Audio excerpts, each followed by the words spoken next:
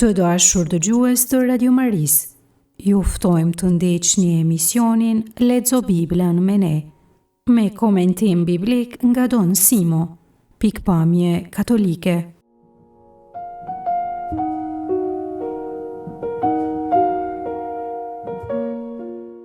Në takimin e sotshëm, Lexo Biblën me ne, do të fillojmë leximin e librit të Levitikut. Do të lexojmë 9 kapitujt e parë të këtij libri. Do të bëjmë gjithashtu një hyrje të përgjithshme te ky libër i rëndësishëm i Beslidhjes së Vjetër. Leximin e tekstit do ta bëj Redon Gjergjin nga Lecco në Itali, ndërsa katekezën do ta bëj Kristina Nilović nga famullia e Kullomzës afër Ulqinit.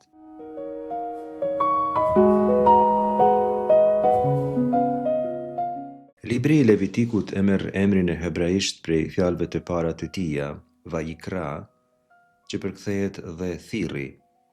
Fjalia e parë e Levitikut është Vajikra el Moshe, Vajedaber Adonai elav. Zoti e thirri Mojsiun dhe i tha atij. Pra, Zoti e thirri Mojsiun, Vajikra. Prej këtu vjen emri hebraik. Emri grek, Levitikon dhe latin Leviticus, sugjeron se Levitiku është një libër i rezervuar për levit. Një mend se gati krejt libri kushtohet temës së shenjtërisë, dhe se levitët janë të angazhuar për sigurimin e ritualeve liturgjike që sigurojnë shenjtrimin e popullit. Libri i Levitikut ka si qëllim pikërisht shenjtrimin e popullit, të gjithë popullit. Janë shënime për të gjithë, jo vetëm për detyrat e levitëve. Në thelbin e teologjisë së tij ekziston një dilemë e madhe. Dy librat e parë të Biblës, Zanafilla dhe Dalja, kanë vërtetuar dy fakte solide, se Zoti është pafundësisht i shenjtë dhe se njeriu është pafundësisht mëkatar. Pyetja që lind është kjo: si mund të jetojë një popull mëkatar pranë një Zoti të shenjtë? Cilat janë kushtet, cilat janë rregullat? Tani të themi dy fjalë mbi strukturën letrare të librit të Levitikut. Struktura e tij është mjaft e rregullt. Kapitujt e parë, 7 kapitujt e parë tregojnë si t'i afrohemi Zotit dhe të hyjmë në marrëdhënie me të. Kapitujt 8 deri në 10 flasin mbi marrëdhënien me Zotin që ka nevojë për ndërmjetësues. 11 deri në 16 flasin mbi tema konkrete të shenjtërisë. 17 deri në 26 flasin mbi shenjtrinë në një kuptim një fije më teorik, shenjtëria etike dhe sociale në përgjithësi. Dhe së fundi, kapitulli 27 flet mbi plotësimin e beslidhjes. Zoti jep aty disa premtime. Fjala shenjtëri, kedasha, është tema teologjike thelbësore te ky libër. Kedasha në hebraisht është një fjalë që përmendet tek libri i Levitikut në forma të ndryshme, më shumë se 150 herë. Kur flasim për shenjtëri, kemi fjalën mbi gjitha për një kategori teologjike konkrete dhe misterioze, asisoje që njeriu nuk mund ta kuptojë asnjëherë deri në fund. Për shenjtrinë e Zotit pra flasim. Kush mund ta kuptojë deri në fund shenjtrinë e Zotit? Ka tek Levitiku hulumtime teorike mbi moralin, të vërtetën, por shenjtria nuk themelohet tek hulumtimet. Ajo themelohet në vetë faktin se Zoti është i shenjtë dhe se njeriu është i thirrur të marrë pjesë në shenjtrinë e Zotit. Shenjtria që mëson ky libër është e dyfishtë. Së pari, shenjtria rituale, pra pastërtia trupore, ushqimore, pastërtia e tipeve të ndryshme që lexojmë tek kapitujt 11 deri 15 tek libri i Levitikut, dhe shenjtria etike, sikurse për shembull drejtësia shoqërore, dashamirësia, ndershmëria, që lexojmë tek kapitulli 19. Tema e shenjtërisë zhvillohet tek ky libër në forma nga më të ndryshme. Rituali pra dhe etika duhet të bashkohen. Trupi, shoqëria, liturgjia, marrëveshjet midis njerëzve, martesa, raportet midis prindve me fëmijë, të fëmijëve me prind, të gjitha dimensionet e jetës së njeriut, si fetare, si shoqërore, bashkohen në një jetë të vetme, në një qenie të vetme, në një dimension të vetëm. Liturgjia dhe etika pra janë dy dimensione të njëjtës thirrje. Nuk është e mundur të flijosh oferta të ndryshme në alter dhe në të njëjtën kohë të jetosh një jetë të ngjashme me dikë që nuk beson në Zotin ose të jetosh në mënyrë jo morale. Është e kotë me fjalë të tregosh moralitet dhe të jetosh në të kundërtën e asaj që flet. Duke qenë se jemi në një takim biblik formativ, do të ndaj një nga një llojet e flive që parasheh Levitiku. Janë 5 lloje flish. Tipi I parë është Ola. Ola është flia e plot, flia e djegur në elter. Tymi I ngritet Zotit. Allah në hebraisht do të thotë të ngritet lart. Nënkupton adhurimin e plot, nënkupton rastin kur njeriu nëpërmjet kësaj flie I dhuron simbolikisht Zotit gjithçka. Gjithçka I jepet Zotit, ai meriton flinë e plot. Tipi I dytë është Minha. Minha nënkupton flinë e drithit. Domethënia e flive të drithit, sikurse është për shembull gruri, elbi, mistri ose çfarë do qoftë tjetër, tregon simbolikisht se njeriu është mirënjohës Zotit dhe se varet prej tij. Pa Zotin njeriu nuk mund të hajë, sepse drithi është dhuratë e Zotit, sepse ushqimi është dhuratë e Zotit. Njeriu ha sepse Zoti I dhuron. Tipi treti flis është Shelamim. Është e famshme kjo fli, do ta shpjegojmë edhe më poshtë. Është flia e bashkëfestimit, kur I gjithë populli feston së bashku, por feston bashk edhe me prifta, edhe me Zotin, do ta shpjegojmë më vonë. Është në thelbin e themelimit të një bashkësisë. Flia e katërt, Khatat, është flia që kushtohet për mëkate. Fjala është për ato mëkate që njeriu nuk I di se I ka bërë. Pastrimi dhe shlyerja I mëkatit të padijshëm. Flia Khatat nuk ofrohet për mëkate të ditura, për mëkate të bëra me qëllim, për mëkate që sikurse thotë Shkrimi I Shenjtë, njeriu I ka bërë me dorë të djathtë, në kuptimin që e ka shtrirë dorën për të bërë diçka të keqe.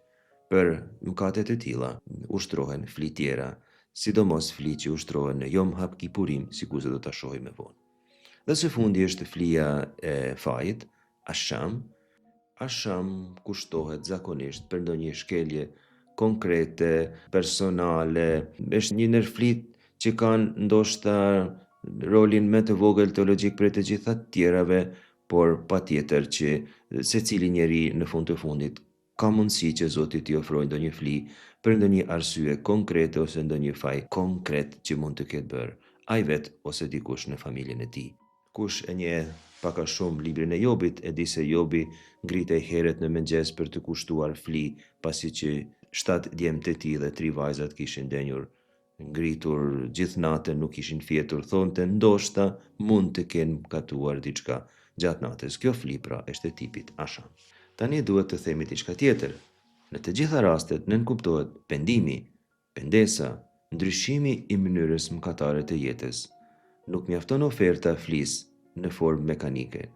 Mund të citojmë këtu Psalmin 51, rreshta 18 deri në 19. Thot kështu: sepse ti nuk naqesh në fli, e nëse të kushtoj fli shkrumbimis të pëlqejnë. Flia e vërtet për hyjin shpirti I penduar, ti o hyj, nuk e përbuz zemrën e penduar, të thërmuar. Mund të bëjmë një analogji këtu me sakramentin e rrëfimit që kemi ne, patjetër që nëpërmjet sakramentit të rrëfimit Zoti I fal të gjitha mëkatet, por ka një kusht. Kushti është që njeriu të pendohet për mëkatet që ka bërë. Nëse njeriu nuk pendohet për mëkatet që ka bërë, nuk mund të themi se rrëfimi është I bërë në mënyrë të plotë dhe sikurse duhet. Tani qendra e librit të Levitikut sillet rreth kapitullit 16, ku përshkruan kremtimin e Yom Kippur që e përmenda më sipër. Yom Kippur është dita kur kryeprifti hyn në shenjtin e shenjtërve ose shenjtërorën e shenjtërorëve, si mund të quhet, e Kodesh Kodashim në hebraisht, vendi më I shenjtë I tempullit të Jerusalemit që e kemi përmendur disa herë deri tani, dhe atë ditë flijohen 2 cjep, njëri për mëkatin e popullit dhe tjetri, cjapi I Azazelit, sikurse quhet, simbolikisht bart në vete mëkatin e popullit dhe lirohet në shkretir. Duke shkuar në shkretir, ky cjap merr me vete në mal të shkret, sikurse themi ne, mëkatet e të gjithë njerëzve. Yom Kippur, pra kjo dita e shlyerjes së mëkateve, është ndoshta dita më e shenjtë në kalendarin hebraik, festohet me 10 Tishri. Tishri është muaji I parë I kalendarit hebraik, dhe ditë pas festës së Rosh Hashanah. Rosh Hashanah është festa e vitit të ri hebraik.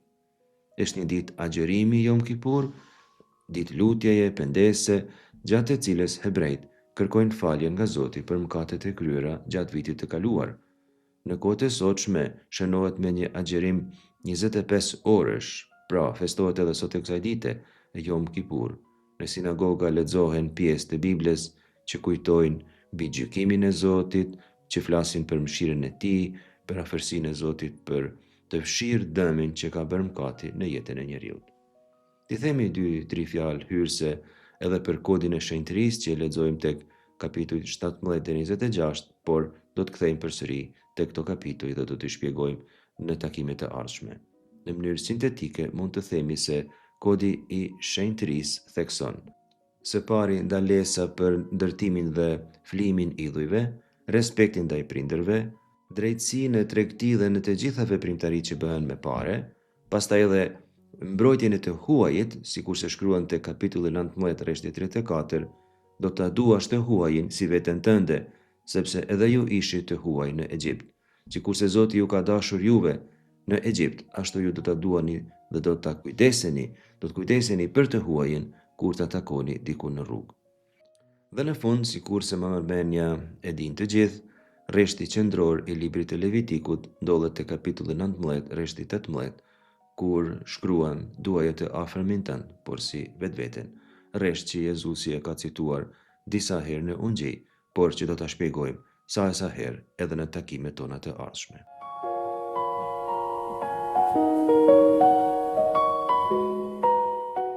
Nga libri i Levitikut, kapitulli i parë, rreshtat 10 deri 17.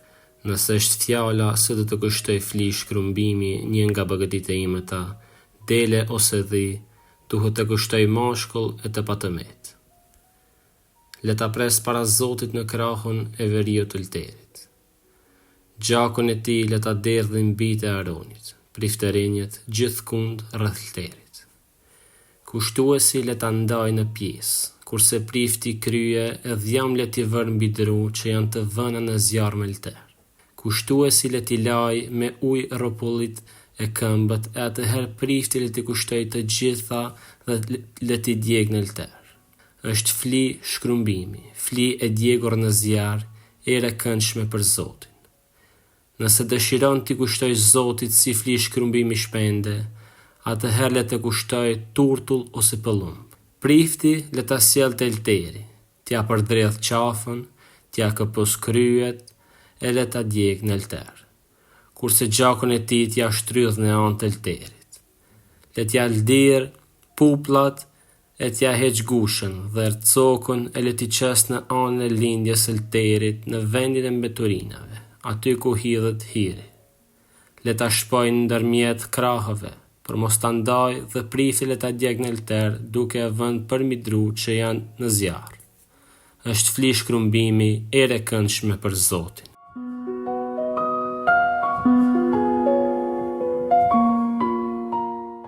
Kapitulli i parë i librit të Levitikut, pjesë prej të cilit kemi lexuar, rreshtat 10 deri në 17 kemi lexuar, përshkruan flinë e plot, ola, që e kemi përmendur tek pjesa më sipërme. Rreshtat e parë të këtij kapitulli thonë se ola, kjo fli, që duhet djegur tërësisht, mund të jetë e 3 llojesh. Mund të jetë një dem, pra një ka, nëse personi që e ka është i pasur, mund të jetë ndonjë dele ose ndonjë dhi, nëse personi vjen prej një shtrese të mesme, ose mund të jetë ndonjë zog, një turtull ose një plumb, nëse personi është i varfër. Këto e lexojmë prej rreshti 3 deri tek rreshti 17 i kapitullit të parë të librit të Levitikut.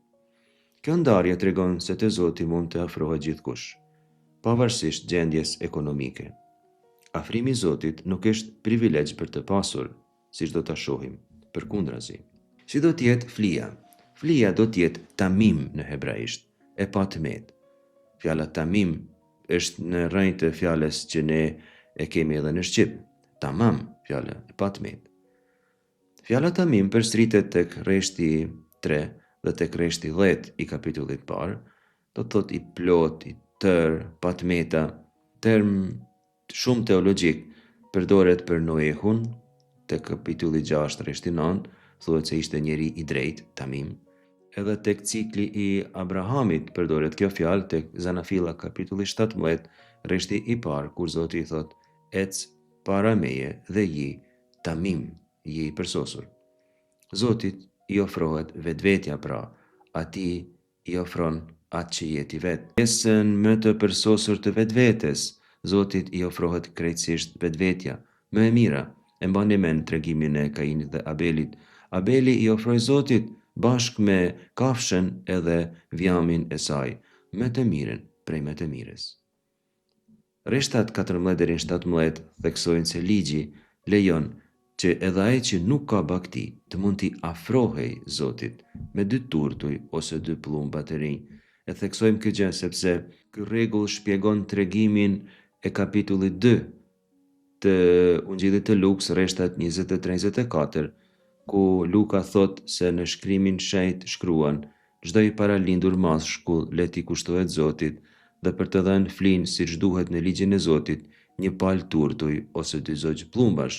Luka citon pikrisht këtë pjesë të Levitikut, dhe kjo tregon se Jozefi dhe Zoja bekuar, përveç se e kanë plotësuar kushtin që parasheh ligji, ishin edhe njerëz të varfër.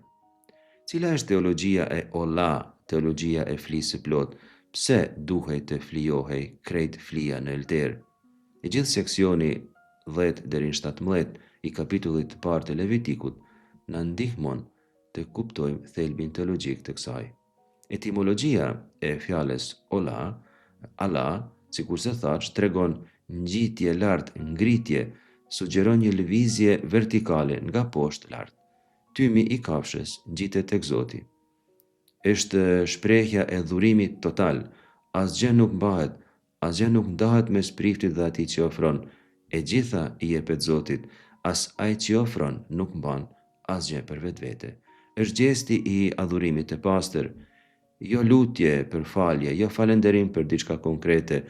Kafsha simbolizon dhurimin e plot të vetes.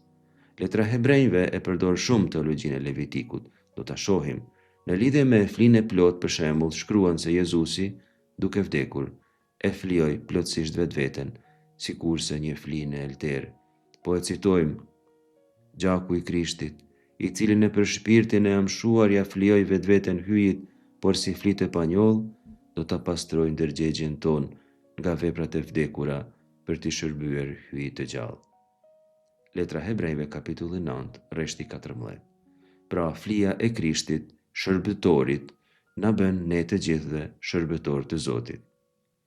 Cilat janë 3 mundësitë e flijimit? Thamë, kau për të pasurit, delja ose dhia për shtresën e mesme, turtujt për të varfrit ose pllumbat. Kjo tregon se asnjë izraelit nuk është i përjashtuar nga detyra e kushtimit të flisë. Këtë element e gjejmë në forma të ndryshme edhe në Ungjil. Tek Ungjilli i Markut, për shembull, kapitulli 12, rreshtat 41-44, lexojmë si Jezusi çmon shumë flinë e një gruaje të varfër. Po lexojmë: "Pastaj ul përballë arkës e vrente si populli, qitte para në ark, shumë pasanik qitnin shumë. Erdhi gjithashtu një vejush skamnore, ajo qiti 2 lepta, domethënë 1/4 e asit. Atëherë Jezusi i grishi nxënësit e vet dhe u tha: Për të vërtet po ju them, kjo vejush skamnore qiti më shumë se të gjithë të tjerët që hollen para në ark, sepse të gjithë qiten prej tepricës, kurse kjo prej skamjes së vet qiti gjithçka pati, gjithsa pati për jetesën e vet." Për të shpjeguar sa dha gruaja, të themi kështu: 1 denar ishte një ditë pune, këtë e thot Mateu kapitulli 20 rreshti 2. 1 as ishte 1/16 e denarit. 1 kuadrans ishte 1/4 e asit, pra 1/64 e denarit. 1 lefta ishte gjysma e kuadrans, pra 1/128 e denarit. 1/128 e një dite pune. Plaka që ofroi 2 lefta, ofroi minimumin absolut të mundur. Vlera e parave që ajo ofroi ishte gati baraz me 0. Megjithatë, ajo me atë ofertë në formë simbolike, sipas mësimit të Jezusit, ofroi vetveten, dhe ofrimi i vetvetes është e vetmja gjë që Zoti do. Zoti nuk do para, Zoti do njerëzit që ja ofrojnë vetveten atij. Prandaj sipas Jezusit, ai ja dha më shumë se shumë pasanik që dhuruan prej tepricave të veta, por nuk e dhuruan vetveten. Menduan se mund ta blejnë me lek mirësinë e Zotit për ta. Cila është domethënia teologjike e olla e djegjes së plot të flisë? E para është njohja e sovranitetit absolut të Zotit. E dyta, oferta e vetvetes pa rezervë, dhe e treta, vendosmëria e njeriut të adhuroj përpara Zotit, t'i bie Zotit në gjunjë. Flia tjetër është minha, e kemi thënë, është flia e drithit. Drithi është fryti i punës së njerëzve dhe i tokës që Zoti dhuron. Dhurohet ose grur, ose elb, ose çfarë do qoftë, me rëndësi drith. Çfarë nën kupton flia e drithit? Varësinë nga Zoti si burim jete. Ne jetojmë sepse Zoti na mundson jetën. Na jep tokën, na jep mundësinë të punojmë, na jep bukën e përditshme. Është në thelbin e lutjes atyën. Bukën tonë të përditshme na jep sot.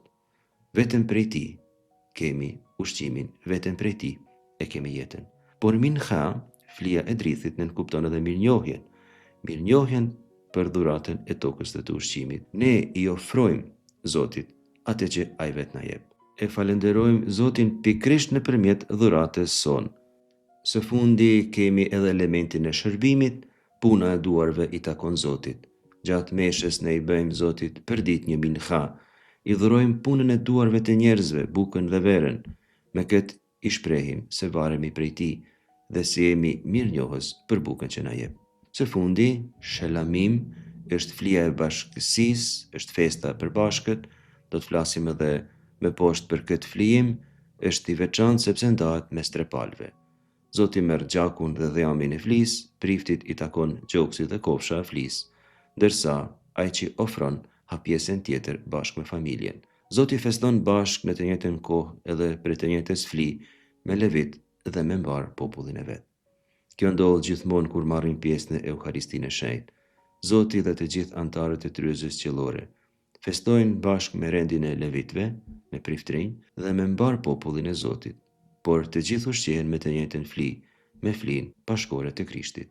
Flia khatat, sikurse kemi thënë, bëhet për mëkatet e panjohura. Është e rëndësishme nga ana teologjike ideja e mëkateve të panjohura, sepse njeriu kur flion për mëkatet e panjohura i pranon Zotit, por edhe vetvetes, edhe të gjithë tjerëve, se sa do të mundohet të jetojë jetën e shenjtërisë, nuk do të arrijë asnjëherë në mënyrë të përsosur. Edhe pa dashje njeriu mëkaton. Nga ana morale kuptohet se mëkatet që njeriu i bën pa dashje nuk konsiderohen për mëkate, por nga ana teologjike është e rëndësishme të kuptohet se njeriu është i dobët dhe se gabon pa marrë parasysh sa mundohet të mos gabojë.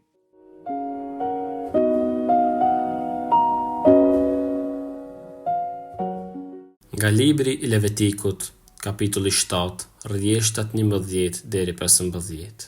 Ky është riti i flisë së pajtimit që i kushtohet Zotit. Nëse flia është për të përcjell lavdin, për flinë e lavdit kushtohen kuleç të pabrum të përgatitur me vaj, petë të lyera me vaj, por pabrum dhe kuleç të përgatitur me më të mirin miell të ngjeshur me vaj. Le të kushtohen edhe si fli, përveç këtyre kuleçve, edhe kuleç të mbaruar për të shoqëruar flinë, për të cilëve njëri le të kushtohet Zotit në emër të ndihmesës, dhe le t'i takoj priftit që do ta derdhë gjakun e flisë së pajtimit. Mishi i kësaj flije le të hahet pa atë ditë dhe s'do të lihet asgjë për të nesërmen.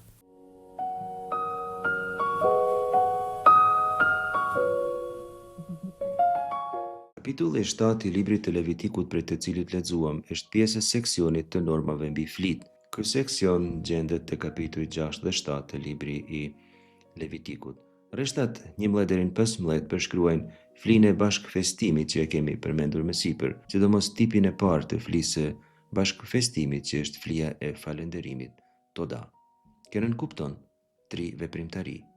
E para është mirënjohje për shpëtim dhe për ndonjë mirësi konkrete që njeriu e pranon ose familja e pranon se Zoti ja ka bërë. Është pra krejtësisht një fli falënderimi. Pastaj, si fli falënderimi bëhet një neder që quhet ndryshe edhe fli premtimi, fli zotimi, populli, njeriu, familja, zotohet, premton se do t'ja mbaj Zotit premtimin, dhe së fundi në një adhurim spontan, ose në dava, si quhet ndryshe, në një fli vullnetare, pa ndonjë detyrim të caktuar. Tek Reshti 12 gjejmë diçka unike. Shkruan kështu: nëse flia është për të përcjell lavdin, për flinë e lavdit kushtohen kuleç të pabrum të përgatitur me vaj, petë të lyera me vaj, por pa brum dhe kuleç të përgatitur me më të mirin miell të ngjeshur me vaj. Unike këtu është se toda është e vetmja fli që shoqërohet me ofertë drithit, me minha, mish pra bashk me drith. Kjo normë thekson ofertën e drithit bashk me mishin. Mish dhe buk simbolizon plotësinë e jetës njerëzore para Zotit. Njeriu ka buk, njeriu ka mish, do me thënë se njeriu mund të jetoj. Pikrisht këtë jetesë që ka prej Zotit, njeriu ja ofron vet atij. 3 lloj bukësh pa tharm gjejmë te ky tekst. E para është halot macot, buk pa tharm të përziera me vaj, është buka e zakonshme, mielli i im pra i gatuar me vaj ulliri. Fjala hala, nga vjen emri halot, në shumës tregon bukë të rrumbullakt, ndoshta të shtypur, ngjashëm me samunat që përdorim sot.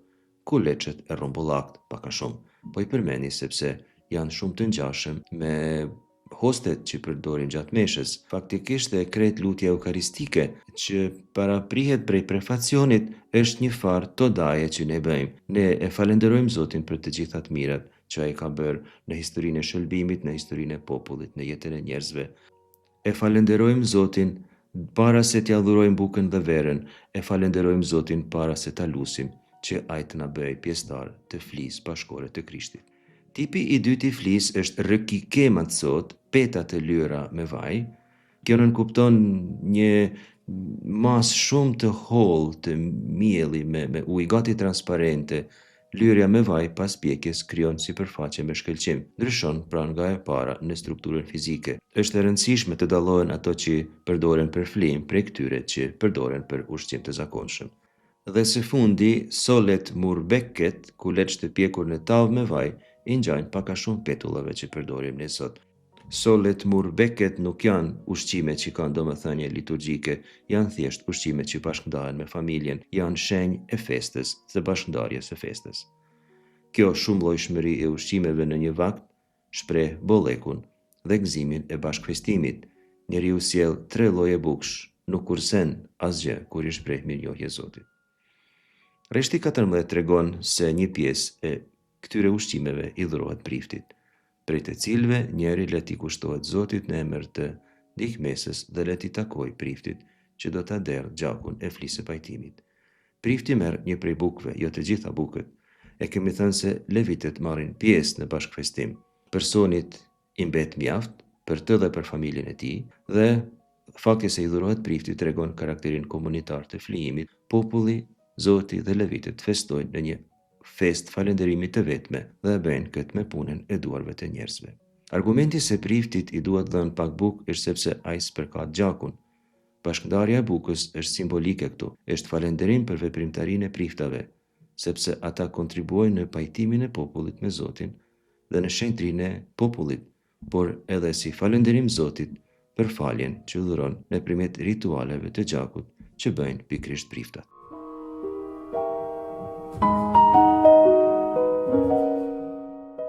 Nga libri i Levitikut, kapitulli 9, rrjeshtat 22 deri 24. Atëherë Aroni i lartësoi duart mbi popull dhe bekoi.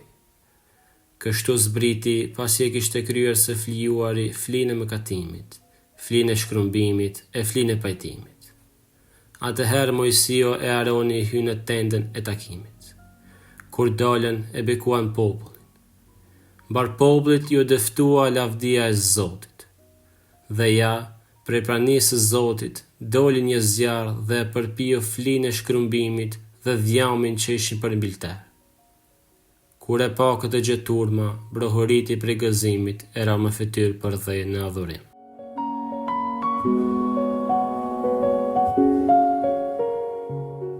Po flasim këtu mbi rregulloret e ofertave që i jepen Zotit dhe një prej rregullave kryesore të minha të këtyre ofertave është se mishi i flis le të hahet, po a dit dhe zë të lihet asgjë për të nesërmen.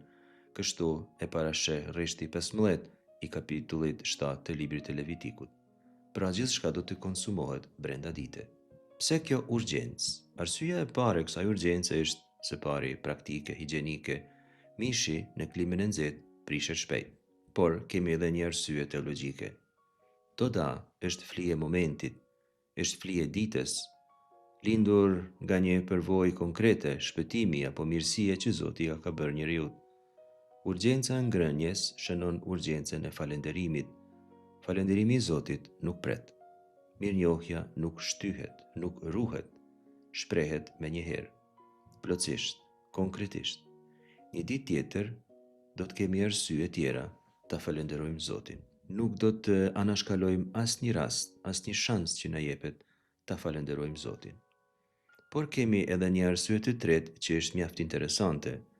Nëse mishi që tepron në tavolinë është i bollshëm, sepse për shembull bagtia ishte e madhe ose diçka e tillë, s'kishte njerëz mjaft që ta konsumojnë, personi ka për detyrë të ftojë edhe tjerë, të varfrit, fëqenjt, levitet. Festa intime familjare kështu bëhet festë komunitare, festë e bashkësisë, sepse në fakt mbar komuniteti është një familje e vetme. Të gjithë marrin pjesë në të njëjtën festë. Dhe së fundi kemi një arsye simbolike. Asgjë nuk ruhet, sepse falënderimi i vërtet nuk kursehet për të ardhmen. Lidhur me këto që tham, mund të kujtojmë shembulltyrat që me siguri i mbani mend të Jezusit kur flet mbi gostit, mbi dasmat, mbi festat të ndryshme në të cilat njerëzit janë të thirrur. Gati në të gjitha këto shembulltyra thot Jezusi se i Zoti i shtëpisë do të ftojë të sqep, çal, të smur, të paralizuar, të varfër, persona që rrin rrugash, lypsa e kështu me radhë. Çfarë tregon kjo? Përveç faktit se gjithkush është i ftuar në festë, në këtë festë eskatologjike, ka vend për të gjithë, i tepron gjithkujt.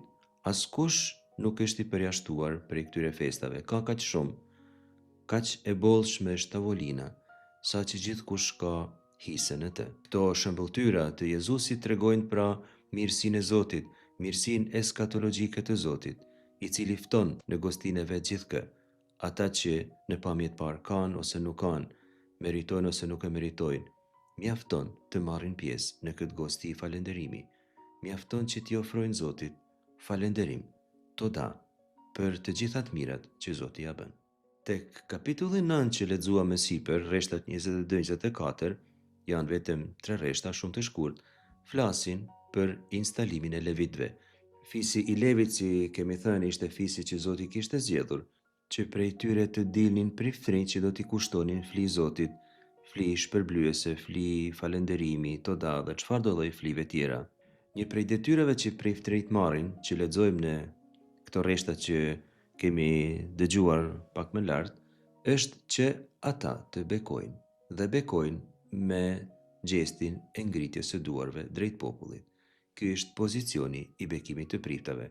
Është i njëjti pozicion që parasheh libri i Levitikut, të njëjtin pozicion të duarve të priftërinjve e parashohin edhe ceremonialet liturgjike në kishën tonë.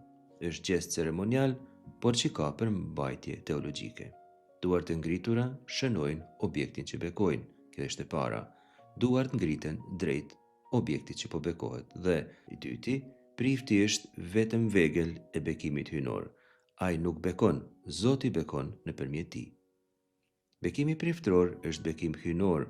Më i famshmi që gjejmë në Beslidhet e vjetër, e gjejmë tek libri i Numrave kapitulli 6, rreshtat 24-26. Këto janë fjalët e bekimit priftëror, më të famshëm të Shkrimit të Shenjtë. Zoti të bekoft e të ruajt. Të ndriçoft Zoti me fytyrën e vet e pastë mëshirë për ty. E sjell Zoti fytyrën e vet drejt teje dhe ta dhënë paqen. Pastaj Aroni zbret nga alteri, ai kthen tek njerëzit, është si të gjithë njerëzit, të ngjiturit e tij në alter tregon se ai është vetëm shërbëtor, se është vetëm ndërmjetës. Dhe rreshti 23 thot se Mojsiu e Aroni hynë në tendën e takimit, kur dolën e bekuan popullin, bar popullit i u dëftua lavdia e Zotit.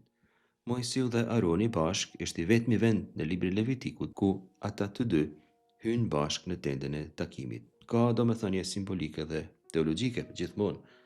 Mojsiu simbolizon ligjin dhe beslidhjen, ndërsa Aroni simbolizon kultin dhe ndërmjetësimin liturgjik. Bashkimi i tyre shpreh sintezën e dy dimensioneve themelore të jetës fetare. Ligji dhe kulti bashkohen në një vend të vetëm, tek shenjat e beslidhjes, tek tabernakulli të shenjti i shenjtënve. Ligji dhe beslidhja janë krejt jeta e njeriu.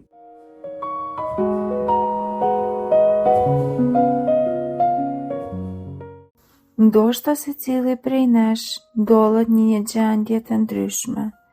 Dikush me paqe, dikush me shqetësime, dikush me pyetje që ende nuk kanë përgjigje. Fjala e Zotit hyn pikërisht aty ku jemi, jo aty ku duhet të ishim, por aty ku jemi realisht. Sot ndalemi mbi disa vargje nga libri i Levitikut, një libër që shpesh duket i largët, por që në thelb është shumë afër jetës sonë, sepse ky libër nuk flet thjesht për rite, por për një të vërtetë të madhe, si njeriu afrohet tek Zoti dhe si Zoti afrohet tek njeriu. Sot do të ecim së bashku në një rrugë të mbrëmshme, nga flijimi tek falënderimi dhe deri tek përjetimi i lavdisë së Zotit. Një rrugë e thjeshtë, por shumë e thellë. Flijimi i djegur është një nga aktet më të forta që përshkruhen në këtë pjesë. Gjithçka digjet, gjithçka jepet Zotit. Asgjë nuk bëhet, asgjë nuk kthehet pas. Dhe kjo na çon më njëherë në një pyetje që nuk mund të shmangim. A dim ne të japim gjithçka? Sepse në jetën tonë shpesh japim, por me mas. Japim, por duke ruajtur një pjesë për vete. Mbajmë një pjesë të jetës që nuk duam të ndryshojmë, një vend të mbrëmshëm ku nuk lejojmë askënd të hyjë, një kontroll që nuk duam të humbasim. Dhe kjo është shumë njerëzore, por fjala e Zotit nuk na dënon për këtë. Ajo na fton me tej. Na fton të besojmë më shumë, sepse flijimi i vërtet nuk është humbje, është besim. Është momenti kur njeriu thot: Zot, nuk e kuptoj gjithçka, por po ta besoj ty. Dhe kjo nuk është gjithmonë e lehtë, sepse besimi kërkon të lëshosh. Ndoshta të lëshosh një plan që nuk funksionoi, një siguri që të mbante të qetë, një ide për jetën që nuk u realizua. Por pikërisht aty, në atë moment, fillon një marrëdhënie me e vërtet me Zotin. Një detaj shumë i bukur në këtë pjesë është që edhe i varfri mund të ofrojë një zog. Kjo është një shenjë shumë e fortë. Askush nuk është shumë i vogël për Zotin, askush nuk është i përjashtuar. Zoti nuk kërkon shumë, ai kërkon ata që kemi me zemër të sinqertë. Dhe ndoshta sot, flijimi ynë mund të jetë shumë i thjeshtë, një vendim për të besuar pak më shumë. Pas flijimit vjen falënderimi, dhe këtu shohim një ndryshim shumë të bukur. Nga dhënia kalojmë tek njohja, sepse falënderimi është kjo, të njohësh të mirën që ke marrë. Në këtë pjesë, flijimi shoqërohet me bukë, me bashkësi, me ndarje. Është një moment i gjallë, një moment gëzimi. Dhe kjo na kujton diçka shumë të rëndësishme. Marrëdhënia me Zotin nuk është vetëm përpjekje, është dhe dhuratë. Por teksti na ndalon tek një detaj i vogël. Flijimi nuk duhet të lihet për ditën tjetër. Kjo është shumë e fortë, sepse na flet për një realitet që e njohim mirë. Ne shpesh e shtym falënderimin. Themi, do të falenderoj më vonë, kur të kem kohë, kur të jem me i qitë. Dhe ndërkohë, dita kalon. Por falenderimi është një akt që i përket momentit. A i lind tani ose humbet. Sa gjëra i kemi sot për të falenderuar dhe nuk i shohim. Ndoshta një bisedë mirë, një ditë e zakonshme por e qetë, një moment paqe. Gjërat e vogla që shpesh janë më të mëdha. Falenderimi e ndryshon mënyrën si e shohim jetën. Ai nuk e zhduk vështirësitë, por na jep një sy tjetër për t'i parë. Një sy që sheh dhe dritën, jo vetëm errësirën. Dhe me pas arrim në kulmin. Aroni bekon popullin. Flimi është berë, falenderimi është plen, atëherë lavdia Zotit shfaqet. Zjarri spret nga qielli. Ky është një moment që nuk mund të kontrollohet, nuk mund të planifikohet, nuk mund të prollohet. Është plurat. Zoti përgjigjet në mënyrën e tij, në kohën e tij. Kjo është shumë e rëndësishme për ne sot, sepse shpesh duam rezultatet e menjëhershme, duam përgjigje të shpejta, duam shenja të dukshme. Por prania e Zotit nuk funksionon kështu. Ajo vjen kur zemra është gati, dhe kur vjen, ajo nuk e lë njeriun të njëjtë. Populli brohorit dhe bie për tokë, sepse përjetimi i Zotit është gjithmonë gëzim dhe përullësi. Ndoshta sot nuk shohim zjarr që zbret nga qielli, por prania e Zotit është reale. Ajo mund të vijë në një paqe të papritur, në një qartësi të brendshme, në një forcë që nuk e prisni. Dhe këto janë shenja të lavdisë së tij. Kjo rrugë që shohim sot nuk ka përfunduar. Ajo vazhdon në jetën tonë. Në Jezu Krishtin kjo rrugë bëhet e plotë. Por ajo bëhet konkrete tek ne, çdo ditë, kur dorëzojmë diçka, kur falenderojmë për diçka, kur hapemi ndaj pranisë së Zotit. Në mënyrë të thjeshtë, pa zhurmë, por reale. Ndoshta sot nuk kemi nevojë për shumë fjalë, por për një hap të vogël.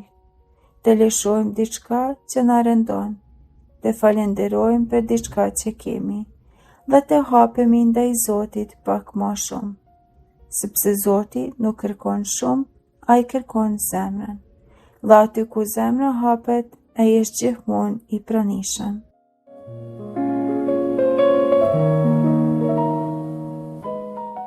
Në takimin e ardhshëm do të lexojmë prej librit të Levitikut, kapitujt 10 deri 20, si gjithmonë ju këshillojmë ta lexoni të shtëpia se do ta kuptoni më mirë. Ne ju falenderojmë përzemërsisht për vëmendjen tuaj. Zoti ju bekoft.